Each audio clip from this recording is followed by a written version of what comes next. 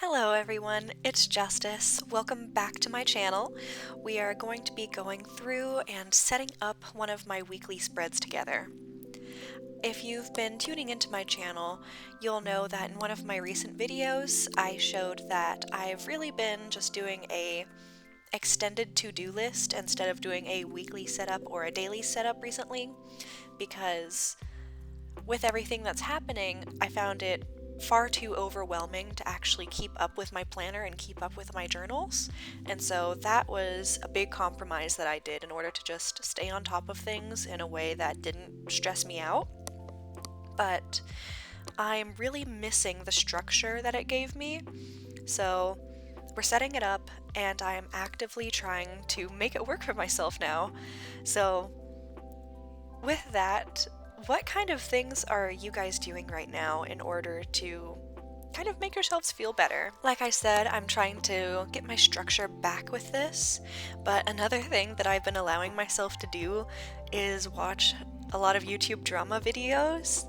That is definitely a guilty pleasure for me, and I also am very specifically interested in like food videos, and so I've been watching a lot of like what I ate in the day, watching a lot of like calorie counting videos or specialized diet videos, because that's just something that I really like, but it's also something that I can get really obsessive and really unhealthy in very quickly, so I try not to do too much of that. But a lot of the like drama and food and just makeup videos have been really relaxing to me recently.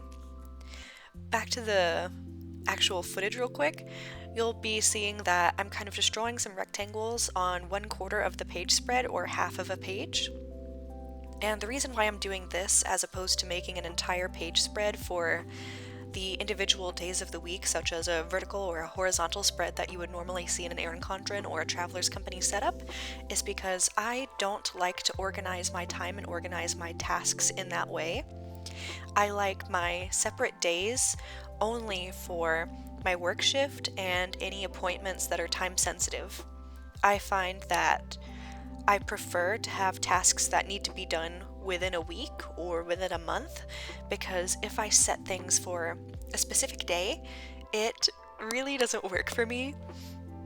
As someone that has a lot of mental illness and a lot of functioning problems, you are just setting yourself up for failure if you say, on May 10th, I need to do X, Y, and Z, and only on May 10th, and then on May 11th, I have these things that I need to do. Unless it is a time-sensitive event, that's not going to happen for me, and then I'll just have a sense of failure because I had to migrate all of these things that I had planned to be done on those days and I didn't do them. And so I'll feel really defeated, and that's just something that I've learned in my own life and in my own planning journey I can't do. And so instead, I just write down my time-sensitive items for my specific dates, and then from there, I have a list of things that need to be done whenever I have the availability to do so. And that works a lot for me.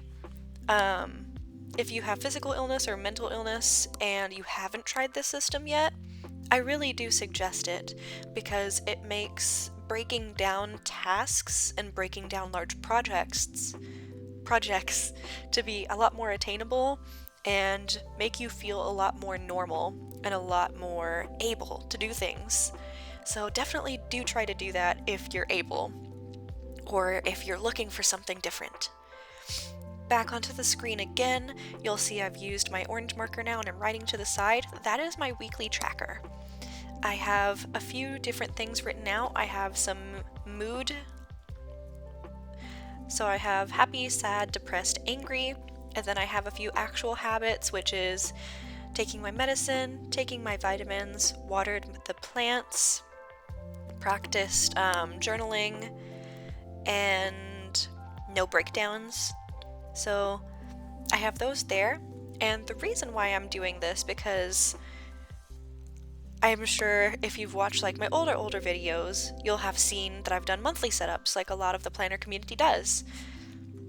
Something that I found again, another thing that I kind of have to compromise and work with in my journaling practice and my planning practice that isn't necessarily super popular is if I am doing a monthly tracker and I have a bad bout.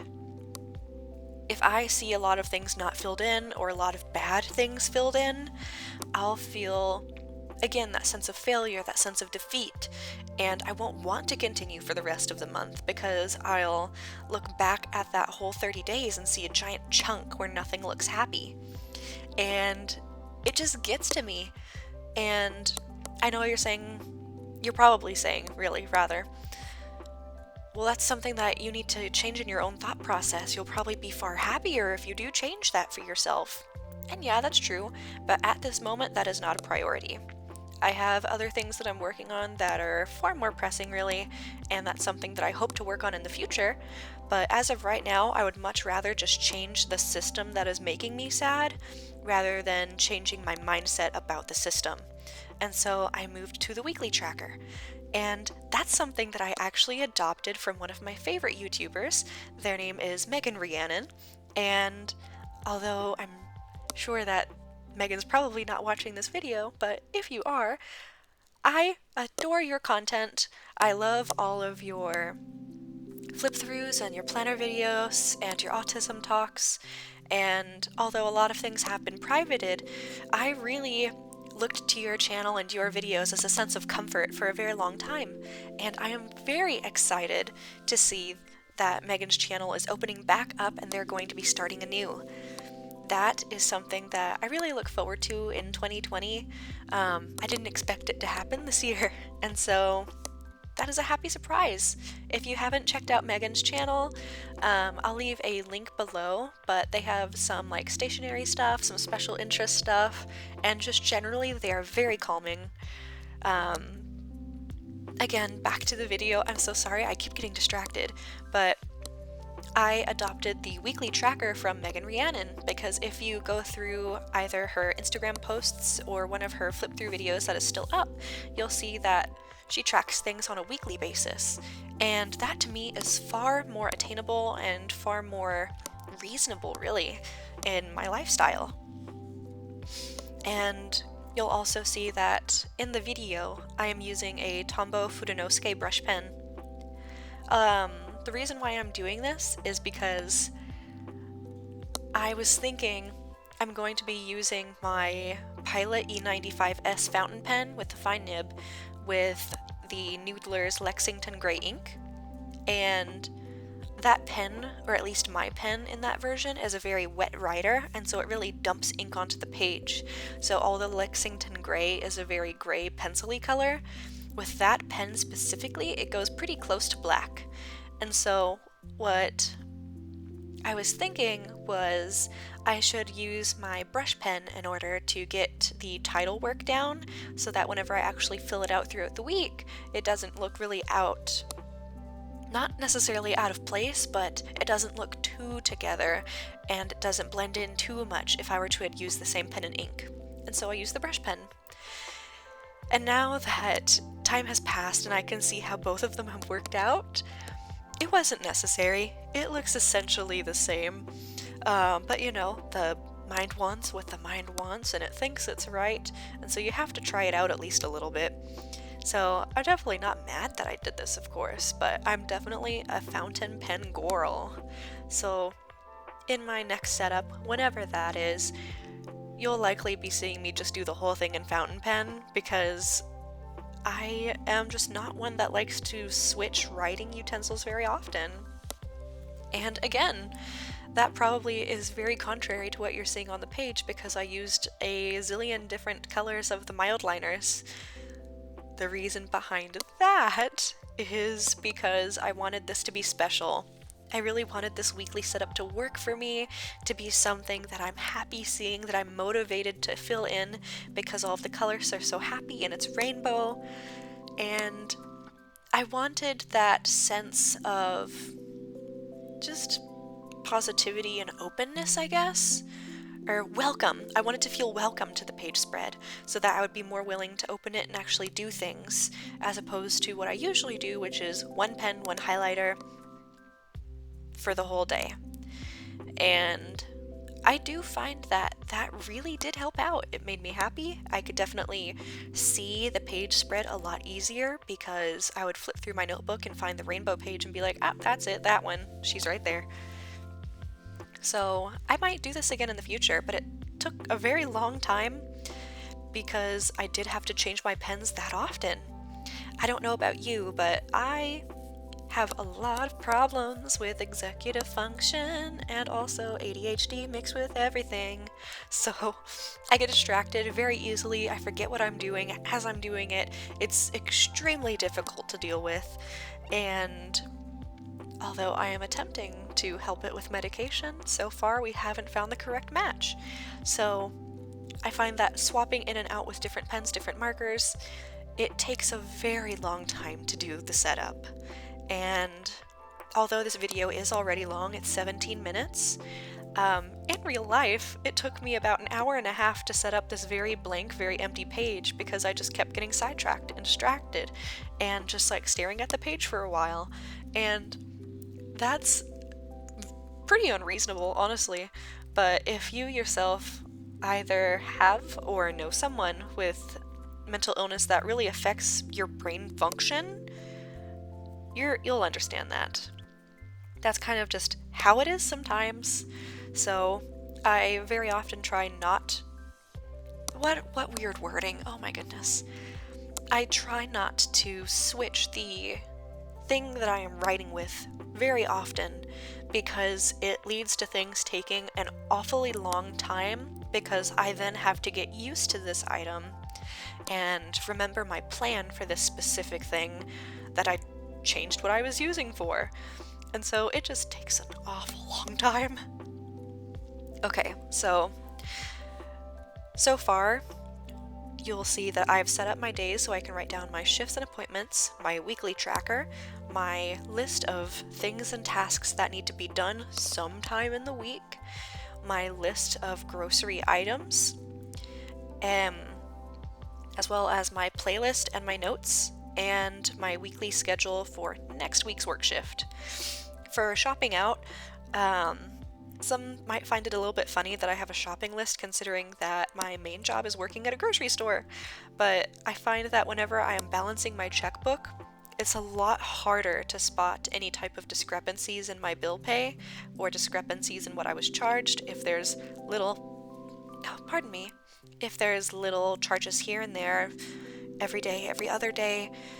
So I'm trying to get back into the habit of just doing 1 to 2 grocery shops each week, or preferably bi-weekly, honestly, because I think that it's a very unsustainable habit to be purchasing an item or a couple items here and there, because also what it does is it makes it seem like, oh, well, I'm just getting a gallon of milk, it won't really hurt if I get a bag of cookies or something like that, because, oh, well, it'll only be like $9.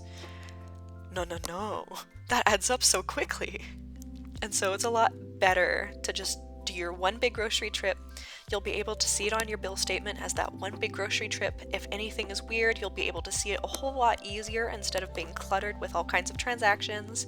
But also, you'll be able to see that large sum amount from what you've purchased instead of just, oh, it was only $6 here and there. Oh, it might have been $9. And fool yourself so that by the time you do your monthly tally, you're like, oh wow, my grocery bill went so high this month. What was that from?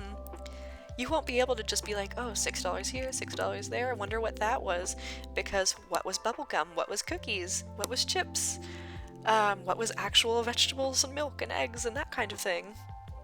So that's something that I'm doing because it's something that I personally struggle with, but also I wanted to do a nice little playlist to kind of see what kind of music was going on. That's something that I really enjoy looking at with old journals to kind of pinpoint the era in which that song came into my life where I was really obsessed with it. Notes is very self-explanatory, and then the work section is because it's a lot easier for me to see my work already written down ready for next week whenever I do my spread, instead of having this time set aside that I know I'm going to be working on my spread, which already takes a long time for me. and then having to open my phone and find my work schedule, because chances are I'm going to open my phone, forget what I'm doing, play on Instagram, watch a YouTube video, then remember, oh, I'm supposed to be doing something, spend a while remembering what it is, and then actually log into my work website in order to get my work schedule. It's a lot faster to me to just have it written down, ready for next time as soon as it's published. And that's just how it works best for me. Because again, I get distracted really easily, so it's better for me to just do it as soon as it comes out, right then and there. And I'm writing down a little quote and a little doodle of Bill Cipher. If you're not familiar, Bill Cipher is a little Illuminati-esque antagonist in the Disney show Gravity Falls, which is one of my favorite shows, might I say. It's very weird, it's very alien, it has a lot to do with the Disney-friendly occult, like Bigfoot, gnomes, monsters, zombies, that kind of thing, but with these two little kids kind of going through their coming-of-age story in a very silly and very friendly way, but also having just like a slightly sinister undertone. And so that was really happy to me, because it's one of those things where you can watch and you can get the itch for weird, dark things, but also it had such a happy mood throughout the entire time that I didn't feel like I had to take a break while watching it in order to just kind of get my mind straight again. Because I don't know about you, but if I watch something that's very heavy for a very long time, I kind of get a little bit messed up. Kind of like that Grinch Vine where he's like, I'm a little bit messed up. Anyways, now I'm panning through once the week has actually finished, showing how everything worked out. I did a little rainbow tracker, which turned out so cute, but it was so much work. To those of you that do your monthly trackers, but then also make them rainbow, you are gods. So thank you so much for watching. Please like and subscribe if you found interest, and have a lovely day. I hope that you return, and be safe.